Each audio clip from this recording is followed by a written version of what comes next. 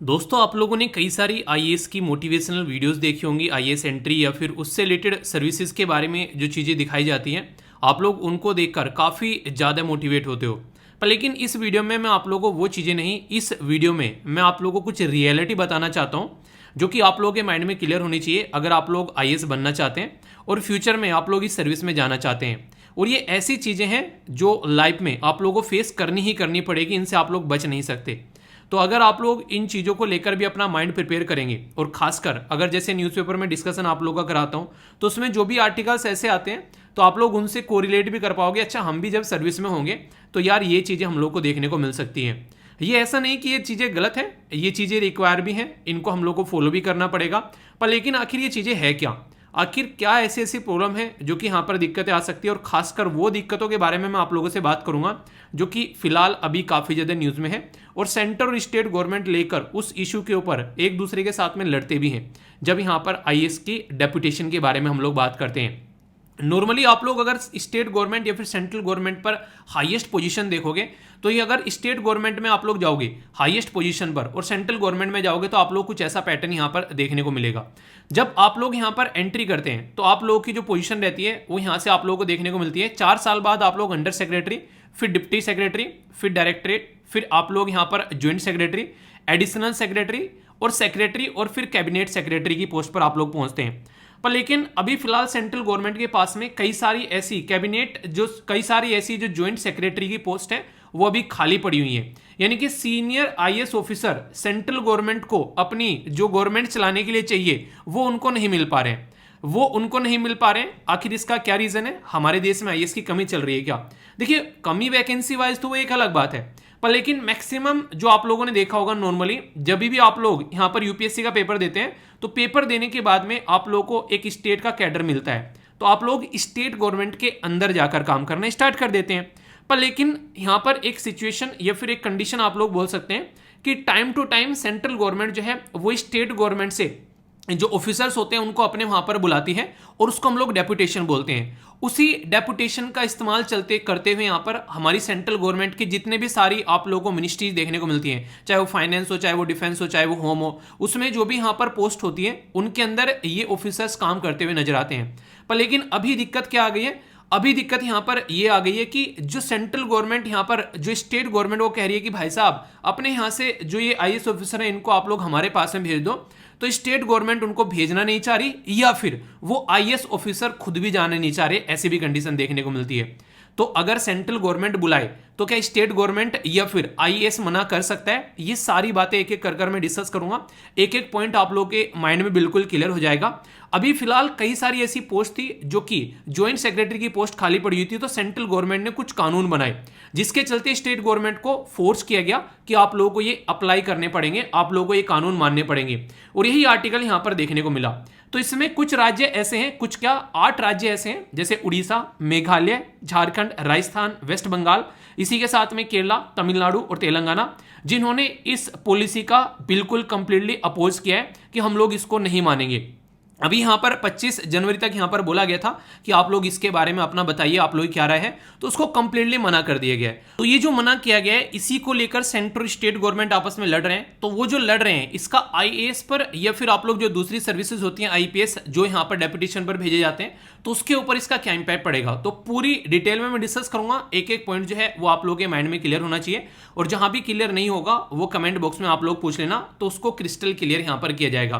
तो फिलहाल जो मुद्दा है वो ये है कि जो सेंटर ने बोला था स्टेट ने मना कर दिया है, पर लेकिन बोला क्या था अब वो सारी बातें एक एक आप लोगों के सामने आने वाली है। तो अगर आप लोग रियलिटी में यूपीएससी की तैयारी कर रहे हैं और आप लोग चाहते हैं कि यार फ्यूचर में हमारी जो सर्विस है वो अच्छे से एंजॉय करें, तो कम से कम बेसिक रिक्वायरमेंट आप लोग यहाँ पर पता होनी चाहिए, और वही सारी बातें मैं एक एक कर डिस्कस करने वाला हूं। पर हाँ, एक क्वेश्चन पूछूंगा, अगर आप लोगों से पूछा जाए कि आपके आज की डेट में फेवरेट आईएएस ऑफिसर कौन है जिसको देखकर आप लोग इंस्पायर हुए और आप लोगों ने यूपीएससी की प्रिपरेशन स्टार्ट कर दी, तो कमेंट बॉक्स में आप लोग उनका नाम भी लिख सकते हैं। तो आइए अब पूरा मुद्दा मैं आप लोगों को समझाता हूं, एक एक पॉइंट। वीडियो थोड़ी सी लेंथी होगी पर लेकिन प्रोडक्टिव होगी, देखने के बाद में आप लोगों को मजा आएगा, और एक तरीके से आप लोगों को आंसर राइटिंग में भी बहुत ज्यादा हेल्प पहुंचाने वाली है ये वीडियो, और एक ज्ञानवर्धक वीडियो आप लोगों को देखने को मिलेगी। तो एक एक पॉइंट जो है वो अच्छे से डिस्कस करूंगा, तो कोई भी डाउट आप लोगों के माइंड में नहीं होगा। ओके, तो आइए डिस्कशन को आगे बढ़ाते हैं। यहां पर पूरी कैडर पॉलिसी के अंदर क्या चेंज किया है तो काफी डिटेल में मैं आप लोगों से डिस्कस करूंगा। दीपक रावत सर की वीडियो आप लोगों ने कई बार देखी होगी। यहाँ पर एक ऐसे नहीं, इनको देखने के बाद में कई सारे लोग फील करते हैं कि हाँ यार आईएएस ऑफिसर हो तो ऐसा हो, पर लेकिन क्या प्रॉब्लम फेस करनी पड़ती है आईएएस ऑफिसर को, तो कई सारी बातें मैं आप लोगों से यहाँ पर शेयर करने वाला हूँ। आखिर ये आर्टिकल न्यूज में क्यों आया है और क्या है यहाँ पर ये कैडर पॉलिसी, तो वो हम लोग यहाँ पर जानेंगे, डिटेल में समझेंगे इसके बारे में। सबसे पहले आप लोगों को ये पता होना चाहिए हमारी कंट्री में जो father of modern Indian civil services किसको बोला जाता है, सरदार वल्लभ भाई पटेल जी को बोला जाता है। इन्हीं के द्वारा काफी बड़ा समर्थन किया गया था जब हमारी कंट्री में आईएएस यानी कि इंडियन एडमिनिस्ट्रेटिव सर्विस, आईपीएस यानी कि इंडियन पुलिस सर्विसेज और ऑल इंडिया जो सर्विसेज होती हैं, ये यहाँ पर बेसिकली हमारी कंट्री में ऐसी सर्विसेज होती हैं जो कि पूरे देश को बांध कर रखती हैं। अगर आप लोग यूपीएससी की प्रिपरेशन कर रहे हैं तो आप लोगों को पता होगा यूपीएससी एग्जाम कंडक्ट कराती है, उसमें आप लोगों को प्रीलिम्स देना होता है, मेंस देना होता है और इसके बाद में इंटरव्यू देना होता है। तो ये जो पूरा प्रोसीजर फॉलो किया जाता है, इस पूरे प्रोसीजर में फिर सिलेक्शन होने के बाद में फिर आप लोग की ट्रेनिंग होती है देहरादून के अंदर, मसूरी के अंदर, ठीक है। तो फिर आप लोगों को यहाँ पर जब ट्रेनिंग आप लोगों की कंप्लीट हो जाती है तो यहाँ पर आप लोगों को कैडर दिए जाते हैं कि किस किस राज्य में आप लोग जाकर जॉब करोगे अपने। पर लेकिन आप लोग ये समझिए आज की डेट में हमारी कंट्री में डिफेंस मिनिस्ट्री है, फाइनेंस मिनिस्ट्री है, या फिर अलग अलग जितनी दुनिया भर की मिनिस्ट्री है हमारे देश में, होम मिनिस्ट्री होगी, इनमें सारी जगह कोई ना कोई आप लोगों को सेक्रेटरी, कोई कैबिनेट सेक्रेटरी देखने को मिलेगा। वो कहां से आते हैं, जब सारे राज्य के अंदर जब जो है सारे ऑफिसर जो है वो राज्य के अंदर चले जाते हैं कि हाँ आज की डेट में इसको ये यूपी कैडर मिल गया, किसी को तमिलनाडु, किसी को गुजरात कैडर मिल गया, किसी को आसाम कैडर मिल गया। तो फिर सेंट्रल गवर्नमेंट के पास में ऑफिसर कहां से आते हैं, जब यहाँ पर इनके द्वारा ऑफिसर अपॉइंटमेंट किए जाते हैं कि यहाँ पर ये जो है हमारी कंट्री में कैबिनेट सेक्रेटरी बन गए, ठीक है, ये हमारी कंट्री के पर्टिकुलर इस पोस्ट पर यहाँ पर अपॉइंट कर दिया, वो तो सारे स्टेट में चले जाते हैं। तो फिर यहाँ पे कैसे ऑफिसर्स आते हैं, तो यहाँ पर जो ऑफिसर्स आप लोगों को देखने को मिलेंगे नॉर्मली ये डेपुटेशन से आते हुए नजर आते हैं, ठीक है। तो डेपुटेशन से ऑफिसर आते हैं और वो यहाँ पर अपनी जो सर्विस है वो सेंट्रल गवर्नमेंट को देते हैं स्टेट गवर्नमेंट से निकलकर। पूरा प्रोसीजर मैं आप लोगों को समझाऊंगा। पहले यहाँ पर आप लोगों को मैंने बता दिया कि बेसिकली सेंट्रल गवर्नमेंट जो होती है वो पूरा प्रोसीजर फॉलो करती है रिक्रूटमेंट का, और स्टेट गवर्नमेंट को फिर वो ऑफिसर्स मिल जाते हैं ताकि हमारी कंट्री में एक संघवाद का ढांचा प्रॉपर वे में चलता रहे, एक फेडरल सिस्टम वो आगे बढ़ता रहे। अगर इंटरेस्टिंग बात मैं आप लोगों को यहां पर बताऊं तो अगर आज की डेट में आप लोग देखोगे हमारी कंट्री इतनी डाइवर्स कंट्री है कि एक कनेक्टिंग लिंक की जरूरत है। तो ये माना जाता है कि जो इंडियन एडमिनिस्ट्रेटिव सर्विस है वो एक कनेक्टिंग लिंक का काम करती है, यहाँ पर पॉलिसी बनाने का काम करती है। सारे जो भी टॉप पॉलिसी फॉर्मेशन होती है, पॉलिटिशियन नहीं बनाते हैं, आप लोगों को लगता है कि पॉलिटिशियन उसने ये पॉलिसी बना दी, वो पॉलिसी बना दी, वो बस फेस होता है उनका। बाकी सारी पॉलिसी जो होती है वो नीचे बैठकर ये करते हैं, जो भी आईएएस जो एडमिनिस्ट्रेटिव ऑफिसर्स होते हैं इनका पूरा काम होता है। तो पूरे फ्रेमवर्क को, इतनी वास्ट कंट्री, डाइवर्स कंट्री को जो जोड़े रखने का काम करते हैं वो यही ऑफिसर्स करते हैं। यहाँ पर इंपॉर्टेंट बात यहाँ पर यह है कि जब यहाँ पर कॉन्स्टिट्यूएंट असेंबली के अंदर सरदार वल्लभ भाई पटेल जी बोल रहे थे तो उनके द्वारा काफी इंपॉर्टेंट बात यहाँ पर बोली गई थी, इसलिए ये मैंने हिंदी में भी लिख दी, क्योंकि आप लोगों ने देखा होगा एग्जाम में कई बार क्वेश्चन बना के पूछ लिए जाते हैं कि इसके ऊपर कमेंट कीजिए। इनके द्वारा यहाँ पर क्या बोला गया था, इनके द्वारा ये बोला गया था the union will go, you will not have a United India if you have not a good all India जो सर्विसेज, यानी कि अगर आप लोगों के पास में ऑल इंडिया सर्विसेज, अच्छी ऑल इंडिया सर्विसेज नहीं होती तो आज की डेट में हमारा कंट्री जो है वो इस तरीके से यूनाइट नहीं होता। जो अखंड भारत हम लोगों ने बनाया है यहाँ पर वो हमारा भारत नहीं होता, ठीक है। तो इसलिए यहाँ पर जरूरी है कि एक तरीके से हमारे पास में, तो इसके चलते हमारे पास में एक जो हम लोग स्वतंत्र, जो हम लोग एक देश को जी रहे हैं, तो एक स्वतंत्र हमारा देश जो आगे बढ़ रहा है, जिस तरीके से एक यूनाइटेड देश हमारा आगे बढ़ रहा है, उसमें ये जरूरी है कि अपनी बात रखने वाला, अपने मन की बात कहने वाला एक इंडियन सिविल सर्वेंट वहां पर होना चाहिए, ना कि उसको कोई प्रेशर करे, एक इंडिपेंडेंट इंसान होना चाहिए, और उसी की वजह से सारी बातें पॉसिबल हो पा रही हैं। यानी कि आज की डेट में अगर एक आईएएस ऑफिसर जो है वो अपनी ढंग से बातें रख पाता है, सारी चीजें ढंग से अपना काम कर पाता है, तो ही हम लोग एक सही डायरेक्शन में चल पाएंगे, ये बोला गया। ऑल इंडिया सर्विसेज जो होती है अगर उसके बारे में यहाँ पर बात की जाए, यहाँ पर जब भी आप लोग यहाँ पर जाते हैं तो सेंट्रल के डेपुटेशन पे यहाँ पर आप लोगों को देखने को मिलता है, जिसके चलते होता क्या है, सेंट्रल स्टेट गवर्नमेंट जो है वो आपस में कंसल्ट करते हैं और जो ऑफिसर जाता है उससे भी पूछा जाता है। आप लोग ये समझिए जैसे दीपक रावत साहब जो हैं आज की डेट में ये आप लोगों को देखने को मिलेंगे उत्तराखंड में, अगर कल को चलकर इनको सेंटर पे डेपुटेशन पे भेजा जाता है तो यहाँ पर क्या करेगी, एक लिस्ट तैयार करेगी स्टेट गवर्नमेंट, और स्टेट गवर्नमेंट जो लिस्ट तैयार करेगी उसमें इनकी सहमति भी होना जरूरी है कि हाँ मुझे सेंटर पे डेपुटेशन पे जाना है काम करने के लिए। तो यहाँ पर जब स्टेट गवर्नमेंट की सहमति होगी और जिस पर्टिकुलर ऑफिसर्स को जाना है उसकी सहमति होगी तो वो लिस्ट जो है फिर यहाँ पर सेंट्रल गवर्नमेंट के पास में भेजी जाएगी कि भाई साहब इनमें से चूज कर लो कौन आप लोगों को यहाँ पर चाहिए। तो उस लिस्ट में से फिर सेंट्रल गवर्नमेंट चूज करती है जितना भी उसको रिक्वायरमेंट होती है, और फिर वहां पर वो आगे चीजें बढ़ जाती हैं। यानी कि यहाँ पर अगर स्टेट गवर्नमेंट यहाँ पर मनाई करने लगे पर्टिकुलर पर्सन को, तो फोर्स ही नहीं किया जा सकता है यहाँ पर, एक पर्टिकुलर सिस्टम को अगर ध्यान में रखते हुए चला जाए तो ये पूरा पैटर्न आप लोगों को यहाँ पर इस तरीके से कुछ देखने को मिलेगा। और ये साफ साफ बोला भी गया है, अगर एक हेल्दी इन्वायरमेंट, एक अच्छा माहौल आप लोग देश के अंदर बनाना चाहते हैं तो यहां पर कोई भी ऑफिसर जो है उसकी विल के अगेंस्ट जाकर, यानी कि अगर वो नहीं चाहता है कि उसको सेंटर में डेपुटेशन पर जाना है तो उसको फोर्स नहीं किया जाएगा।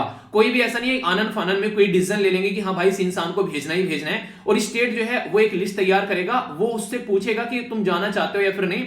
ऐसे अपनी मनमर्जी से यहां पर ये काम नहीं करेगा। यानी कहने का मतलब यहां पर यह कि वही ऑफिसर जो है यहां पर डेपुटेशन पे भेजे जाएंगे जिसमें सेंटर और जिसमें स्टेट और ऑफिसर जो है वो दोनों यहां पर एक तरीके से सेटिस्फाई है। ठीक है, तो स्टेट करेगा फिर रिवील कि हाँ जो सेटिस्फाई है भाई साहब तुमको जाना है तो तुम जा सकते हो। पर लेकिन ये चीजें यहीं पर ही नहीं रुकती है, यहां से फिर माहौल स्टार्ट होता है। आप लोगों को पता है कि जितनी चीजें दिखाई देती हैं अच्छी उतनी चीजें होती नहीं है, अंडरग्राउंड एक अलग ही पैटर्न चल रहा होता है। इसीलिए आप लोगों ने देखा होगा बहुत सारे ऐसे लोग हैं आज के डेट में इंडियन सिविल सर्विसेज जो है वो छोड़ते हुए नजर आते हैं। उनको जो लगता है प्रॉपर वे में जहां पर अपनी जिंदगी को और ज्यादा प्रोडक्टिवली वो यूटिलाइज कर पाते हैं वहां पर वो काम करते हुए आप लोगों को देखने को मिलेंगे। रीजन इसका यही है। अनफॉर्चुनेट कंडीशन यहां पर क्या है, यानी कि यहां पर एक दुर्भाग्य वाली बात यह है कि सेंटर और स्टेट के बीच में जो यहां पर पॉलिटिकल मुद्दे आते हैं तो वो सारी गरिमा लांग जाते हैं। यानी कि जब उनको इलेक्शन की और जब उनको पावर की बात आती है तो आपस में इस तरीके से लड़ते हैं जैसे कुत्ता बिल्ली लड़ रहे हैं। जबकि हमारे संविधान में जब संघवाद के ढांचे के बारे में बात करते हैं तो चाहते हैं कि एक प्रॉपर वे में चीजें चलती रहे, पर ऐसा देखने को नहीं मिलता है। ऐसा क्यों बोल रहा हूं मैं यहां पर, अभी आप लोग समझेंगे। सेंट्रल गवर्नमेंट के द्वारा अभी 4 अमेंडमेंट लाने की बात की गई है, जो कि रूल 6(1) यहां पर आईएएस कैडर रूल 1954 के अंदर इसमें चेंज किया जाएगा।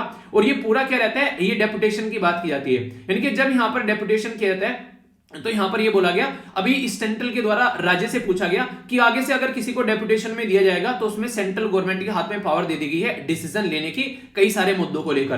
यानी कि सेंट्रल गवर्नमेंट जो है वो अब मनमानी कर पाएगी डेपुटेशन को लेकर। तो इसके ऊपर राज्य से सलाह मांगी गई कि जो रूल हम लोग अमेंडमेंट करने जा रहे हैं, 4 जो अमेंडमेंट हम लोग इन रूल में ला रहे हैं, इनसे आप लोग कितना सहमत हैं। तो 25 जनवरी से पहले स्टेट गवर्नमेंट को अपना रिप्लाई देना है। तो कई सारी स्टेट गवर्नमेंट जो है वो यहां पर सदमे में आ गई है इस रूल को लेकर, और वो यहां पर इसको लेकर चिंता जता रही है अपनी। अभी यहां पर एक मुद्दा इंपॉर्टेंट ये है कि इसके बारे में क्वेश्चन भी डायरेक्ट आप लोगों से एग्जाम में बन सकता है। बोला यह जा रहा है कि आज की डेट में रूल क्या है कि अगर कोई भी स्टेट कैडर का ऑफिसर अगर यहां पर सेंट्रल डेपुटेशन पे जाएगा तो कहां पर काम करेगा। ठीक है, तो यहां पर देखने को मिलेगा डेपुटेड सेंट्रल गवर्नमेंट पे जाएगा या फिर किसी दूसरे स्टेट में भी उसको भेज सकते हैं, या फिर पीएसयू जो हमारी कंट्री में पब्लिक सेक्टर अंडरटेकिंग है उनके अंदर भी उसको भेज सकते हैं। तो यहां पर ये रूल बोलता है, जो रूल 6 और यहां पर रूल 6 का पार्ट 1 आप लोगों को देखने को मिलेगा, ये सारा काम करता है। तो यहां पर मुद्दा क्या हो गया, मुद्दा यहां पर ये हो गया, एक इंटरेस्टिंग फैक्ट जो आप लोग यहां पर कंफ्यूजन में भी डाल सकता है कि अगर डिसएग्रीमेंट हो जाता है इन मुद्दों के ऊपर, यानी कि अगर यहां पर सेंटर और स्टेट के बीच में डिसएग्रीमेंट हो जाता है तो यहां पर सेंट्रल गवर्नमेंट को पावर दी गई है कि मैटर जो है उसके हिसाब से चलेगा। ये बिल्कुल ऐसे ही है जैसे संविधान के अंदर जब आप लोग जाकर झांकते हैं तो आप लोग यहां पर 7वां शेड्यूल दिखाई देता है। इस 7वें शेड्यूल में आप लोग को 3 लिस्ट दिखाई देंगी। एक तो होती है केंद्र की लिस्ट यानी कि सेंटर की सूची, दूसरी होती है स्टेट की लिस्ट यानी कि राज्य की सूची, और तीसरी है कॉन्करेंट यानी कि समवर्ती सूची जिसमें दोनों मिलकर काम कर सकते हैं। पर लेकिन जो ये समवर्ती सूची है जिसमें दोनों मिलकर काम कर सकते हैं, उसमें इंटरेस्टिंग फैक्ट यह है कि अगर सेंटर और स्टेट के बीच में लड़ाई हो गई तो सेंट्रल गवर्नमेंट की पावर जो है वो प्रिवेल की जाएगी, यानी कि सेंट्रल गवर्नमेंट जो है जो बोलेगी वो माना जाएगा। तो ये मुद्दा यहां पर देखने को मिलता है, और यही मुद्दा यहां पर कैडर रूल पॉलिसी के अंदर भी देखने को मिलता है। बात यहां पर ये निकल कर आती है, आज की डेट में जब यहां पर ऐसी मनमानी चलने लगती है तो कई सारी इश्यूज यहां पर निकल कर आते हैं। जो अगर बात करें जुलाई 2001 में सेंट्रल गवर्नमेंट के द्वारा क्या किया गया, तमिलनाडु कैडर के एक आईपीएस ऑफिसर थे, उनको डेपुटेशन पे बुलाने की बात की गई। ठीक है, तो सेंट्रल ने अपने आप डिसीजन यहां पर ले लिया, तो इसकी वजह से सेंट्रल गवर्नमेंट और तमिलनाडु के बीच में रस्साकसी देखने को मिली। सेम कंडीशन अभी आप लोगों ने देखा होगा वेस्ट बंगाल के अंदर बहुत बड़ी हाहाकार मची थी इसी मुद्दे को लेकर। ठीक है, हमने कई सारे एडिटोरियल भी डिस्कस किए थे उस टाइम पर उसके ऊपर। तो यहां पर सेंट्रल गवर्नमेंट के द्वारा सेम काम किया गया था, 3 आईपीएस ऑफिसर को यहां पर डेपुटेशन पे बुलाने की बात की गई, जिसके चलते मुद्दा काफी ज्यादा बढ़ गया था। इसी के साथ में अभी रिसेंटली हां तो हद ही हो गई थी जब यहां पर सेंट्रल गवर्नमेंट के द्वारा चीफ सेक्रेटरी जो वेस्ट बंगाल के होते हैं, ठीक है, जो कि एक हाईएस्ट पोस्ट आप लोग यहां पर देखते हैं, उनको बेसिकली बुलाया गया। वो भी कब, जब उनकी सर्विस का लास्ट डे था, वो खत्म होने वाला था, उसको डेपुटेशन पे बुलाया गया। उन्होंने डेपुटेशन पे जाने से मना कर दिया। तो ये मुद्दा आप लोगों को देखने को मिलेगा। इनके कल पर्सन रिटायर होने वाला है, कल या परसों, और उस इंसान को डेपुटेशन पे बुलाया जा रहा है। तो इसका मतलब क्या हो गया, उसको पनिश करने की कोशिश की जाती है। तो ये मुद्दा देखने को मिलेगा। तो इसी के चलते जो सेंट्रल गवर्नमेंट और स्टेट गवर्नमेंट है वो कुत्ते बिल्ली की तरह फिर लड़ते हुए नजर आते हैं, जिसकी वजह से यहां पर ये दिक्कतें देखने को मिलती है। तो यानी कि यहां पर एक अपनी गरिमा लांघते हुए नजर आएंगे। यहां पर जब ऐसी सिचुएशन देखने को मिलती है, और ये सारी क्या चीजें होती हैं, ये सारी होती है बदले की भावनाएं, यानी कि सामने वाले पर्सन को सबक सिखाने वाली बात यहां पर आप लोगों को देखने को मिलती है। ऐसा ही यहां पर देखने को मिलता है, ऐसा नहीं कि सेंट्रल गवर्नमेंट ही ऐसी हरकतें करती है, स्टेट गवर्नमेंट भी हरकत करती है। अगर कोई ऑफिसर जो है वो डेपुटेशन पे जाना चाहता है और उसकी स्टेट गवर्नमेंट के साथ में अच्छी नहीं बनती है, तो यहां पर स्टेट गवर्नमेंट फिर उसका नाम बेसिकली रिलीज नहीं करती है, उसको आगे नहीं जाने देती है बदले की भावना से। ऐसा ही एक ऑफिसर देखने को मिला था, सीनियर ऑफिसर तमिलनाडु के अंदर में, ऐसे ही एक इशू यहां पर निकल कर आया था। उनके द्वारा सीबीआई को ज्वाइन करने की बात की गई थी, सेंट्रल ब्यूरो ऑफ इन्वेस्टिगेशन को, पर लेकिन उनको बेसिकली स्टेट गवर्नमेंट के द्वारा क्लियरेंस ही नहीं दिया जा रहा था। तो यानी कि स्टेट गवर्नमेंट भी यहां पर बदले की भावना से कई बार ऐसे काम करती हुई नजर आती है। अब यहां पर पिस्ता कौन है, पिसे का बेचारा कौन, पिसे का बेचारा बीच में आईएएस ऑफिसर। तो ये कंडीशन आप लोगों को देखने को मिलेगी, तो इसलिए कमर कस लीजिए। यहां पर और भी कई सारे इश्यूज आप लोगों को देखने को मिलते हैं, जो यहां पर 4 अमेंडमेंट इनके द्वारा करने की बात की जा रही है। तो 2 अमेंडमेंट तो ऐसे हैं, चलो ठीक है वो हो जाएंगे, कोई दिक्कत नहीं है, पर लेकिन 2 अमेंडमेंट ऐसे हैं जो कि राज्य गवर्नमेंट की भुएं सुकोड़ रहे हैं, यानी कि राज्य गवर्नमेंट को टेंशन में ला रहे हैं। पहला अमेंडमेंट क्या है, पहला अमेंडमेंट यहां पर ये बोलता है कि स्टेट गवर्नमेंट जो है वो यहां पर fixed number of IAS officer जो है वो सेंट्रल गवर्नमेंट को डेपुटेशन पे भेजेगी हर साल, यानी कि डिसाइड कर लिया इतने आने हैं तो इतने आने हैं, तो यानी कि एक तरीके से फिक्स कर दिया। अब आप लोगों को पता है कि बहुत सारे आईएएस ऑफिसर की कमी है आज के में, और यहां पर इस तरीके से अगर भेजा जाएगा तो कैसे काम चलेगा, पहला मुद्दा तो यहां पर ही निकल के आता है। तो जो अमेंडमेंट किया जा रहा है यहां पर ये प्रपोज अमेंडमेंट जो है, जो स्टेट गवर्नमेंट जो है वो यहां पर इसको लेकर खुश नहीं है, ठीक है। तो कई सारे इश्यूज आप लोग यहां पर देखने को मिलेंगे कि यहां पर सेंटर को फिक्स इसमें भेजना है यहां पर, और वो भी चाहिए नहीं, चाहिए तो चाहिए, तो ये आप लोग को देखने को मिलेगा। तो स्टेट गवर्नमेंट जो है वो आईएएस ऑफिसर जो है वो सेंट्रल डेपुटेशन पे जब भेजता है यहां पर, ठीक है, तो उनकी विश होना जरूरी है। तो यहां पर सेंट्रल डेपुटेशन पे अगर जा रहा है, पता चला किसी की विश भी नहीं है, तो फिक्स नंबर कहां से निकाल कर लेकर आएंगे। अभी हमारे देश में कई सारी कंडीशन है, आज के में पुअर वर्किंग कंडीशन देखने को मिलेगी अगर आप लोग जूनियर लेवल पर रहते हैं, ठीक है, और कई बार उल्टे सीधे जिनमें कोई क्लैरिटी नहीं होती, ऐसे डिसीजन लिए जाते हैं यहां पर सीनियर पोस्ट पर, की पता नहीं है कि नीचे क्या चल रहा है, ठीक है। Lack of security of tenure आप लोगों को देखने को मिलेगा, जिसकी वजह से आजकल में शॉर्टेज है। आईएएस की शॉर्टेज इसलिए भी हो गई है क्योंकि लोग जो है इससे ज्यादा ल्यूक्रेटिव अपना प्राइवेट सेक्टर में जॉब करना ज्यादा पसंद कर रहे हैं, क्योंकि जिस पर्पज के लिए यहां पर आईएएस ऑफिसर बनते हैं उस पर्पज को उनका फुलफिल नहीं होने देता है। यानी कि आप लोग पूरे डेडिकेशन के साथ में जा रहे हैं, करप्शन को हटा देंगे, ये चीजें चेंज कर देंगे, वो चीजें चेंज कर देंगे, पर रियलिटी में इतना आसान नहीं होता है। अंदर जाकर बहुत सारे ऐसे इश्यूज होते हैं जो कि टैकल करने होते हैं। यहाँ पर पॉलिटिशियन जो होते हैं वो मालिक होते हैं और वो सर पर बैठे होते हैं सारे एडमिनिस्ट्रेटिव ऑफिसर के, तो उनको अपने हिसाब से चलाने की कोशिश की जाती है। तो ये एक ऐसा मुद्दा है जिसकी वजह से माना जाता है कि जितनी पावर है इंडियन सिविल सर्विसेज के अंदर वो ढंग से यूटिलाइज नहीं कर पाते हैं। इवन कई सारे ऐसे भी देखे होंगे आईपीएस ऑफिसर तक, आईएएस ऑफिसर तक सुसाइड तक भी कर लेते हैं, इतना प्रेशर यहां पर बन जाता है कई बार। तो ये कंडीशन आप लोगों को देखने को मिलेगी। तो दूर के धूल सामने होते हैं, आप लोगों को कई बार देखने को मिलेगा लोग जो है बड़े ही डेडिकेटेड होकर तैयारी करते हैं, पर लेकिन प्रैक्टिकल भी होना चाहिए आप लोगों को साथ ही साथ में, क्योंकि वहां पर एक तरीके से इमोशनलिटी काम नहीं आने वाली है, प्रैक्टिकल और मैं बोलूंगा बेसिकली इमोशनल इंटेलिजेंस आप लोगों को काम आने वाली है यहाँ पर, कि कहां पर किस तरीके चीजों को लेकर चलना है। आप लोगों के पास में एक पॉलिटिशियन है, वो बोला ये काम कर दो, ठीक है, आपने बोला कि ठीक है बिल्कुल कर दूंगा, अगर ये काम जो है वो रूल के हिसाब से हो तो बिल्कुल करेंगे।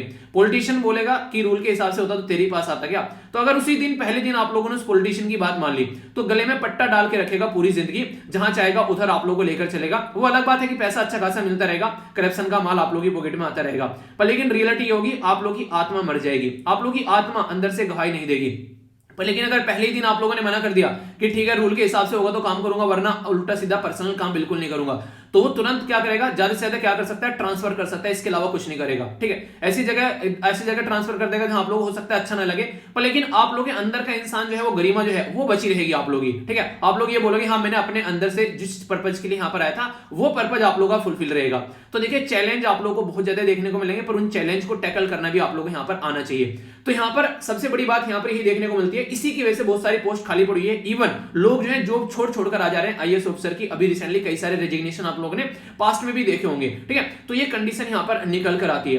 पर लेकिन यहां पर एक मुद्दा जो इंपॉर्टेंट उठाया गया है वो है ये, जब ऑलरेडी स्टेट गवर्नमेंट यहां पर, ऑलरेडी सेंट्रल गवर्नमेंट यहां पर क्या कर रही है, आप लोगों ने देखा होगा अभी रिसेंटली हम लोगों ने इसके बाद में बात भी की थी कि यहां पर लेटरल एंट्री ले रही है। लेटरल एंट्री मतलब बाहर से डायरेक्ट यहां पर ये ऑफिसर्स की जो पोस्ट पर यहां पर ऊपर पोस्ट पर यहां पर सेक्रेटरी, यहां पर एक कैबिनेट सेक्रेटरी, यहां पर इन पोस्ट पर जिसका एक्सपीरियंस है उनको ले जाने की ऑलरेडी बात यहां पर कर रही है लेटरल एंट्री के थ्रू। जब यहां पर लेटरल एंट्री का ऑप्शन है उनके पास में और उसको यूज भी कर रही है यहां पर सेंट्रल गवर्नमेंट, तो फिर यहां पर क्यों आईएएस ऑफिसर जिनकी इच्छा भी नहीं है आने की, उनको आप लोग फोर्स कर रहे हो सेंट्रल गवर्नमेंट में जॉब करने के लिए आने के लिए, उनको तो आप लोग इस तरीके से फोर्स ही नहीं करना चाहिए। तो ये काफी बड़ा मुद्दा यहां पर निकल कर आ रहा है। तो यानी कहने का मतलब है कि उनको फोर्स नहीं करना चाहिए इस तरीके से, ये गलत तरीका है, आप लोगों को थोड़ा इसके बारे में सोचना चाहिए। एक और इंपॉर्टेंट मुद्दा यहां पर ये देखने को मिलेगा जो कि यहां पर स्टेट गवर्नमेंट को और इरिटेट कर रहा है। ये मुद्दा क्या है? ये मुद्दा यहां पर ये बोला है कि आप लोगों को ये बोला गया कि अगर कभी भी सेंट्रल गवर्नमेंट को किसी स्पेसिफिक सिचुएशन में ये लगा कि डेपुटेशन पे किसी को बुलाना है तो वो तुरंत बुला लेगा उसको,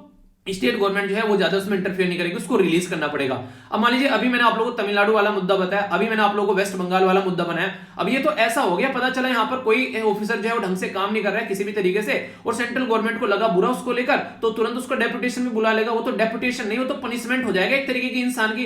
तो ये मुद्दा आप लोगों को देखने को मिलेगा। तो पास्ट का जैसा एक्सपीरियंस है उसके बेस पर ये स्पेसिफिक कंडीशन जो है जिसको प्रॉपर डिफाइन नहीं किया गया, तो ये स्पेसिफिक कंडीशन का बहुत ज्यादा मिसयूज किया जा सकता है अपने पॉलिटिकल मुद्दों को साधने के लिए। क्योंकि आप लोगों को अभी रिसेंटली ऐसे कई सारे केसेस यहां पर देखने को मिले, यहां पर चीफ सेक्रेटरी, प्रिंसिपल सेक्रेटरी जो चीफ मिनिस्टर के होते हैं, ठीक है, पता चला उनको वहां पर एक सेंट्रल गवर्नमेंट में कोई और पॉलिटिकल पार्टी है, स्टेट गवर्नमेंट में कोई और पॉलिटिकल पार्टी है, तो उनको उठाकर दूसरे राज्य में डाल दिया, उनको उठाकर डेपुटेशन पे बुला लिया। जबकि एक एडमिनिस्ट्रेशन की जो नींव होती है चीफ सेक्रेटरी, प्रिंसिपल सेक्रेटरी, जो कि चीफ मिनिस्टर को प्रॉपर वे में एडवाइस करते हैं और सही डायरेक्शन में सारी चीजें चल रही होती है। तो ये ऐसा मुद्दा अगर यहां पर लाया जाएगा तो बहुत बड़ी दिक्कत आने वाले टाइम में देखने को मिलेगी। तो इसी के बारे में बात की जा रही है कि आप लोगों को थोड़ा सा सोचना चाहिए। अगर हम लोग आज के डेट में चाहते हैं कि संघवाद का ढांचा हमारे देश में प्रॉपर वे में बना रहे, ये कुछ सजेशन दिए गए हैं उसके लिए, तो आप लोग इनको आंसर राइटिंग में भी यूज कर सकते हैं यहां पर, और इवन इंटरव्यू में भी इसके बारे में अगर कोई क्वेश्चन आप लोगों से पूछे तो वहां पर भी आप लोग इनको बता सकते हैं। बात की जा रही है नानी पालकीवाला जी के बारे में। ये काफी इंपॉर्टेंट पर्सनैलिटी थे हमारे देश में, इनकी जो डेथ हुई 2002 में हुई, इंडियन जूरिस्ट थे और एक लिबरल इकोनॉमिस्ट भी थे।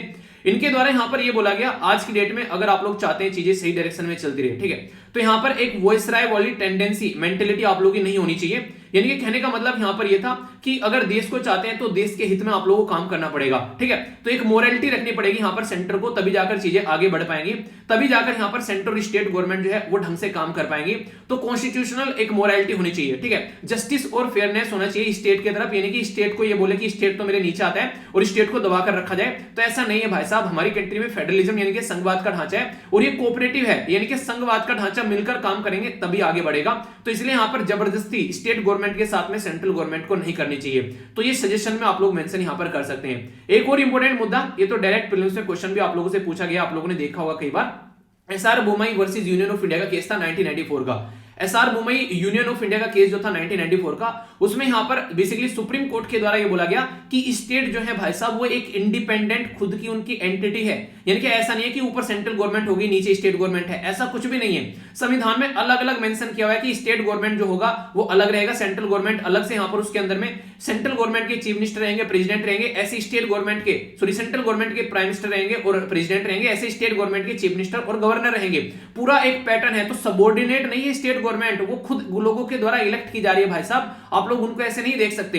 तो ये सारी बातें ऑलरेडी यहां पर कई सारे केस में सुप्रीम कोर्ट के द्वारा भी बताई गई है कि आप लोग जो है यहां पर बेसिकली ये फोकस करना है कि कैसे पॉलिटिकल, सोशल, एजुकेशनल कल्चर लोगों की लाइफ में चेंज लेकर आना है, उसको कैसे आप लोग को आगे बढ़ाना है, ना कि यहां पर आप लोग ऐसा नहीं कि यहां पर जो स्टेट गवर्नमेंट होगी वो आप लोग के नीचे काम करेगी। तो स्टेट गवर्नमेंट बोला गया neither satellite nor agent of centre, यानी कि ये आप लोग के अंडर कंट्रोल में काम करने वाली कोई एंटिटी नहीं है। तो ये इंडिपेंडेंट काम करने वाला एक प्रॉपर सिस्टम है जो कि संविधान में जिसके प्रॉपर इंडिपेंडेंस इसको दे रखी है। तो स्टेट गवर्नमेंट को सेंट्रल गवर्नमेंट जो है वो अपने कब्जे में नहीं ले सकती। तो ये यहां पर आप लोगों को देखने को मिलेगा। दो इंपॉर्टेंट पॉइंट ऑफ व्यू आ गए आप लोगों के सामने और यहां से डायरेक्ट क्वेश्चन भी आप लोग के निकल जाते हैं। इवन बोल देंगे कि किस केस के द्वारा बोला गया, सेंटर स्टेट के रिलेशन के बारे में कुछ लिखने के लिए आए तो SR Bommai versus union of India का केस वहां पर भी आप लोग मेंशन कर सकते हैं। काफी अच्छे मार्क्स मिलेंगे अगर आप लोग इसको लिख कर आएंगे तो, ठीक है। और डेली जो आप लोग यहां पर 2 क्वेश्चन मिलते हैं आंसर राइटिंग के यार, उनको आप लोग जरूर अटेम्प्ट किया करो, उससे आप लोग को काफी कुछ सीखने को मिलेगा।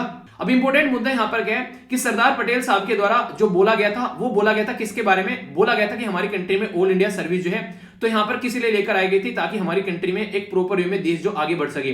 तो यहां पर ये बोला जा रहा है कि हमको सरदार पटेल जी की जो उनके द्वारा उम्मीद लगाई गई थी, उनके द्वारा मतलब एक तरीके से उनके द्वारा जो सोचा गया था, एक तरीके से सलाह दी गई थी, उसको ध्यान देना चाहिए कि हम लोग किस लिए ऑल इंडिया सर्विस बना के लेकर आए थे। एक फेडरल सिस्टम को हम लोग को आगे लेकर चलना चाहिए। सेंटर और स्टेट की कुत्ते बिल्ली की लड़ाई में यहां पर इसको ताव पर हम लोग को नहीं लगाना चाहिए। अगर लग रहा है कि कोई लड़ाई लग भी रही है तो उसको प्रॉपर मिलकर आप लोग देश के हित में रहते हुए आप लोग इसका सोल्यूशन निकालना पड़ेगा कोऑपरेटिव फेडरलिज्म के साथ में, यानी कि सहकारी संघवाद के ढांचे के साथ में काम आप लोगों को यहां पर करना पड़ेगा, तभी एक सही सॉल्यूशन आप लोगों का निकलता हुआ नजर आएगा। तो तो ये बातें यहां पर इसमें कंप्लीट बताई गई हैं। आई होप कि आप लोगों के माइंड में एक एक पॉइंट क्लियर हो गया होगा। अगर कहीं पर भी कोई भी डाउट आप लोगों को लगता है तो आप लोग उसको पूछेगा जरूर। वो डाउट आप लोगों के माइंड में कंप्लीट क्लियर होना चाहिए। वो डाउट एक एक पॉइंट आप लोगों को अगर पता रहेगा तो आप लोग उसको लिख भी पाएंगे, और एग्जाम में तो सही है, आप लोग लाइफ में अगर एक आईएएस ऑफिसर बनना चाहते हैं या फिर एक सिविल सर्विसेज में आप लोग जाना चाहते हैं तो ये सारी चीजें आप लोग को पता होनी चाहिए। तो अपनी राय आप लोग कमेंट बॉक्स में लिखेगा कि ये सही किया सेंट्रल गवर्नमेंट के द्वारा या फिर सेंट्रल गवर्नमेंट के द्वारा गलत किया गया। आप लोग की क्या राय है, तो कुछ शब्दों में आप लोग अपनी राय यहां पर बता सकते हैं।